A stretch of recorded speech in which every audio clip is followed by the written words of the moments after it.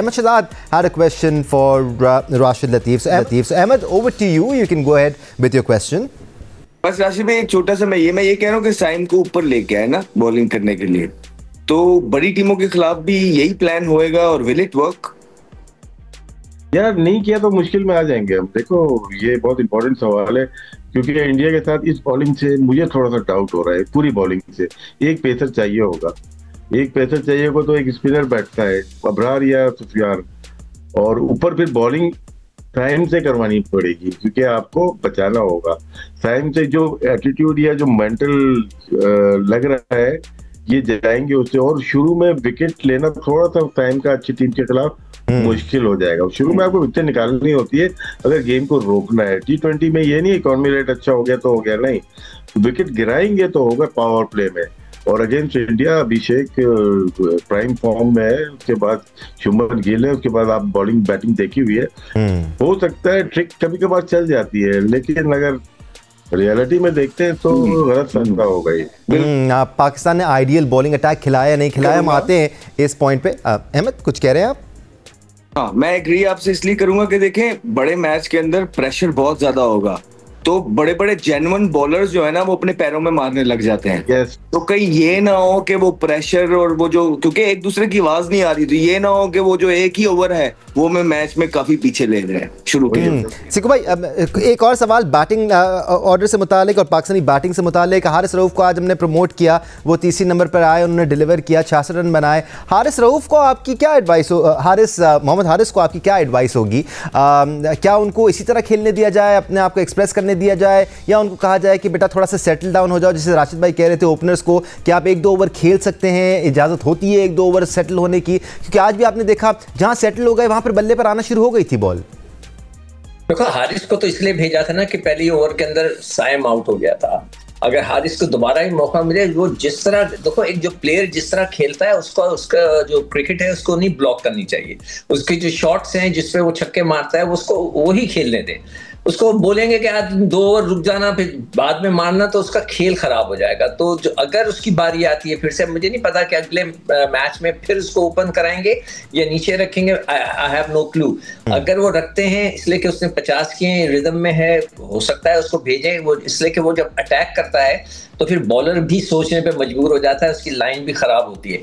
तो अब देखना ये है कि वो उसको ही भेजते हैं तो वो अपना गेम खेले, आकर जाकर फिर वो अगर बल्ला सीधा कर ले तो फिर फायदा क्या, फिर तो कोई फायदा ही नहीं हुआ ना। तो इसलिए बेहतर है कि उसको वैसे ही खेलने दिया जाए। अगर जो फास्ट बॉलर खिलाने की बात हो रही है, अगर हमने फास्ट बॉलर पहले खिलाना था तो उसको फिर खिला के प्रैक्टिस करा देते ना थोड़ी सी। हमारे बॉलर तो पीटी खा रहे हैं, तो मेरा थोड़ा सा कॉन्फिडेंस अपने बॉलर्स पे हिला हुआ है। तो मैं समझता हूँ कि हमें इसी तरह यही टीम को लेके चलना चाहिए। फहीम अशरफ ने बुरी गेंद नहीं की, उसका रिदम लग रहा था, वो टीम अच्छी है, वो ज्यादा उनकी हिटें लगेंगी, सब कुछ है।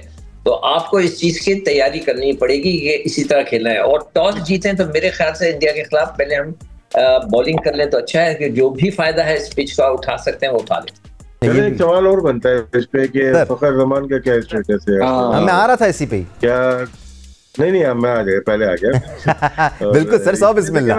हारिस आया, हारिस में परफॉर्म करे, क्या वो 2 बंदों की बैटिंग, 2 बैट्समैन की बैटिंग कर सकता है? फखर की बैटिंग भी इनको ही करनी पड़ेगी, क्योंकि फखर जितना लेट होंगे उतना हमारे लिए मुश्किल होगा। वो सबसे की बैट्समैन रहा है। कितना फर्क इसमें हारिस का और पाकिस्तान टीम का तो बेनिफिट लग रहा है, लेकिन फखर को आप कहाँ देख रहे हैं? आप तीनों तो सवाल है। देखिए फखर का ये है ना कि अब हम इतनी देर से ये बोलते रहे कि जब बाबर रिजवान के होते हुए नंबर 4 पे वो जा रहे थे कि जी फखर को ओपनर लेके आओ, ओपनर लेके आओ। अब राशिद भी उसको ओपनर भी तो लेके आते हैं, तो उसमें कोई कंसिस्टेंसी या कोई इस तरह की एक आधी इनिंग उसने अभी खेली है, तो वो इस तरह की तो नजर आ नहीं रही है। तो फखर को खुद भी तो अब अपना सोचना है ना कि उसको कहाँ खेलना है भाई, उसको कहाँ फिट करें। अगर तो इतने ही कोई वो जबरदस्त खेल रहे होते हैं टीम के लिए, तो कौन किसने भला उनके नंबर पे छेड़खानी करनी थी? तो फखर को थोड़ा खुद भी अपनी परफॉर्मेंस को भी देखना है कि अगर उनके नंबर के साथ बार बार छेड़खानी हो रही है तो उसकी कोई वजह है, क्योंकि वो अभी तक T20 के अंदर अपनी जगह, अपनी पोजीशन शायद सीमेंट ही नहीं कर पाए। इसका मतलब ये हुआ कि ये अगर टूर्नामेंट खुदा ना खास्ता अच्छा नहीं जाता है तो फखर अपनी जगह छोड़ देंगे और उनकी जगह हारिस ही परमानेंट आ जाएंगे। सर मुझे लगता है कि आपके बहुत सारा प्लेयर के लिए अगर खुदा ना खास्ता ये टूर्नामेंट अच्छा नहीं जाता, क्योंकि बचत इसलिए हो जाएगी कि आगे वर्ल्ड कप लगा हुआ है, लेकिन तो वहां पे थोड़ी सी बचत हो सकती है कि साथ साथ है दोनों चीजें, अदरवाइज वर्ल्ड कप के बाद बहुत सारी चीजें जो है ना क्लियर हो जाएंगी सर। सर बिल्कुल बिल्कुल, मैं एंजॉय कर रहा हूँ।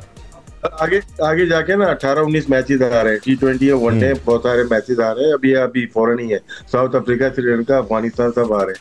क्या फखर कंटिन्यू करेंगे, इतने मैचेस खेल सकेंगे? तो वही बात है ना कि जो अभी जो अहमद कह रहा है उसकी बड़ी लॉजिकल बात है कि फखर जो है वो एक पुराना प्लेयर है, एक सीजन प्लेयर है, तो उसने अभी तक जगह अपनी पक्की नहीं की। वो सेक्रीफाइस कर रहा है, which is a good thing. वो सेक्रीफाइस कर रहा है ना, वो अपने आप को ये नहीं कह रहा है कि मैं खेलूंगा तो ओपन खेलूंगा वरना मैं नहीं खेलूंगा। वो अपने आप को सेक्रीफाइस कर रहा है, नीचे आ रहा है, तो उसके ऊपर बहुत ज्यादा प्रेशर पड़ेगा कि वो रन्स करे, और उसमें प्रेशर तो होगा, देखते हैं क्या होता है। इसलिए कि मेरे हिसाब से ये तीनों प्लेयर जो हैं, फरहान, हारिस और साइम, इनको ऊपर रहना चाहिए ताकि उनके बल्ले पे गेंददारी फखर के अभी तक आई नहीं है। तो लेट्स सी क्या करते हैं फैसला। लेकिन राशिद भाई, आपको नहीं लगता जो अप्रोच पाकिस्तान टीम मैनेजमेंट की चल रही है कि आपने ऑल आउट जाना है, आपने चौथे गियर में रहना है बॉल नंबर 1 से, ऐसे में ये भी होगा आपके साथ कि आपकी विकेट जल्दी गिर जाएंगी, 3-4 ओवर में आप 2 डाउन 3 डाउन हो सकते हैं, then it doesn't matter if Fakhar is coming at 4। नहीं, विकेट गिर गई तो मैच ही गिर गया ना, फिर तो छोड़ दें आप। मैं बात इस मैच की, यहाँ तो खेलेंगे वो इंडिया के खिलाफ ही खेलेंगे आगे भी। मैं अगले 18-19 मैचेस जो होने, वनडे और T20 होने, उनकी मैं बात कर रहा हूँ। अगर वो पूरा खेलेंगे, क्या वो खेल सकते हैं? इतनी फिटनेस है, और वो खेलने के बाद वर्ल्ड कप में जा सकते हैं? ये बहुत क्वेश्चन है उनके लिए। इसलिए पूछ रहा हूँ, क्या उनको रोक के खिलाया जाएगा? ये टूर्नामेंट हो गया, मैं आगे की बात कर रहा हूँ। क्योंकि हारिस जिस तरह से खेल रहे हैं, मुझे लगता है कि ये परमानेंट नंबर है उनका। और ये जो फखर है, 4-5 नंबर पे ज्यादा देर चल नहीं पाएंगे। जी बिल्कुल, आई एग्री विद यू, ठीक कह रहे हैं। और आप लोग सभी हारिस को तीसरे नंबर पे खेलता हुआ देख रहे हैं एशिया कप में, एटलीस्ट बकिया मैचेस में? नहीं, मतलब कि हारिस को तो इस नंबर पे सर, मैं अगर हारिस इस नंबर पे खेलेगा तो वही ना, तो फिर पूरा का पूरा कॉम्बिनेशन आपका हिलेगा। तो फिर कहाँ खेलेगा? मुझे, और वो 7वें पे खेलेगा तो वो फिर हारिस हिलेगा। तो मुझे नहीं समझ लग रही कि हारिस कहाँ खेलेगा कहाँ नहीं खेलेगा। लेकिन ये है कि दुआएं हैं हमारी के जो जहां भी खेले, जो भी खेले, अल्लाह करे वो परफॉर्मेंस करे। ठीक है, नंबर पे खेलता है तो फखर। दानिश जी सर, दानिश जी, ये हो सकता है कि हारिस को मेंटली तौर पे ये तैयार रखा जाए कि शुरू की अगर कोई विकेट गिरेगी तो यू आर गोइंग इन, उसको तैयार करके रखा जाए। खुदा ना करे, अल्लाह ना करे कि शुरू के 1-2 ओवर के अंदर कोई आउट हो जाता है हमारा ओपनर नया बॉल पे, तो फौरन उसको भेज दिया जाए। अगर 5-6 ओवर निकल गए तो फिर उसको होल्ड कर लिया जाए, फिर फखर को भेजा जाए।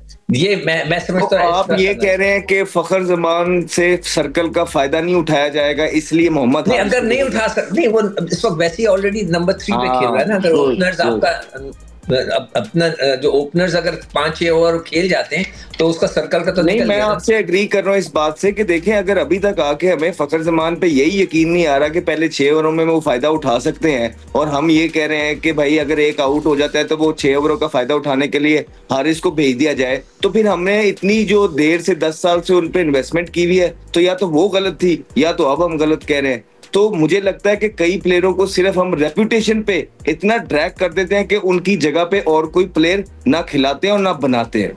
राशिद भाई, पे मैं तुम्हारे 200% यकीन रखता हूँ। राशिद भाई, अपना पॉइंट ऑफ व्यू भी दे दें कि हारिस को 3 पे खेलना चाहिए या फिर हम उसी तरफ जाएंगे जिस तरफ हम ट्राई नेशन सीरीज में थे।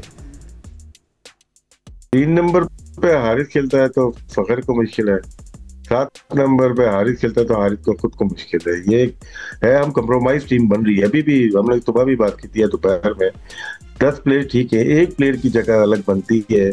अब कंप्रोमाइज हो रहा है टीम के अंदर, होना नहीं चाहिए, लेकिन कहीं लग रहा है कि ऐसा हो रहा है।